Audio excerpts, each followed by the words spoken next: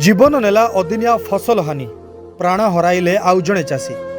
गत मासरे होइथिबा अदिनिया वर्षा जनित क्षति पाई केन्द्रापड़ा जिला आली थाना अधीन कोलोडीह ग्रामर जैनिक चाषी विष पी जीवन हारिछंती। एनै आली थाना रे अभियोग होइछि। चाषी जनक कोलोडीह गाँर 57 वर्षीय कैलाश चंद्र धळ।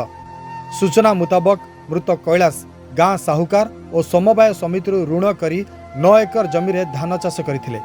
अन्यून्य 3 लाख टंका से धार करज करथिले।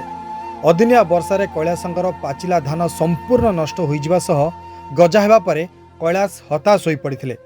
चाष क्षयक्षति और करज सुझिबा चिंता रे कैलाश एक प्रकार मानसिक भारसाम्य हराइथिले। गत 3 दिन हेला कैलाश उजुड़ा खेत निकटकू सकाळू जाई संध्यारे फेरुथिले। हेले शुक्रवार राति रे से विष पी सोई पड़िथिले।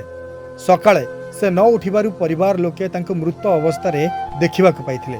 ए नै कैलाशंक पुत्रा कुमार सेन धळ आली थाना रे अभियोग करिसेंती। अभियोग पाइबा परे आली पुलिस शव व्यवच्छेद कराई घटनार तदंत करुछि।